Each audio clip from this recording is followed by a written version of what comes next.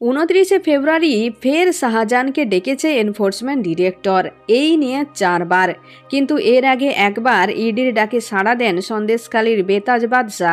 অন্যদিকে তার আইনজীবী ছুটছেন আদালতে, মক্কেলকে দিতে হবে আগাম জামিন, তার এই দাবি। কিন্তু অবশেষে তার এই আবেদন খারিজ করে দিল আদালত। শুক্রবার ইডির বিশেষ আদালতে সন্দেশখালীর শেখ শাহজাহানের আগাম জামিনের মামলার শুনানি ছিল।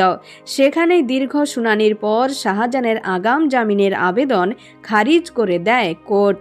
আদালতের পর্যবেক্ষণ তদন্তে দেখা গিয়েছে এই মামলার অন্যতম অভিযুক্তের সঙ্গে সরাসরি যোগসূত্র রয়েছে শাহজাহানের।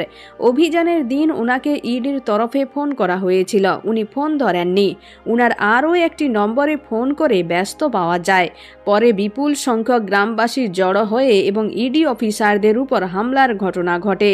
পরে তাকে তদন্তের স্বার্থে ডাকা হয়েছিল, কিন্তু তিনি হাজিরা এড়িয়েছেন। কোর্ট মনে করছে তিনি সহযোগিতা করছেন না। তার বিরুদ্ধে একাধিক মামলা রয়েছে, কিছু মামলায় তিনি ফেরারও আছেন, যার ফলে মানি লন্ডারিং কেসে তদন্তের স্বার্থে তাকে ইডির হেফাজত নেওয়া প্রয়োজন বলে মনে করছে আদালত। এদিকে এদিন আবার শুনানিতে ইডির আইনজীবীর মুখে শাহজাহান নিয়ে নতুন আশঙ্কা শোনা গিয়েছে। তার আশঙ্কা, জামিন পেলে লন্ডনে চলে যেতে পারে তিনি। ইডির তরফে আইনজীবী জানান, আগাম জামিনের বিরোধিতা করা হচ্ছে কারণ জামিন পেলে যদি লন্ডনে চলে যান তাহলে মামলা ভেস্তে যাবে।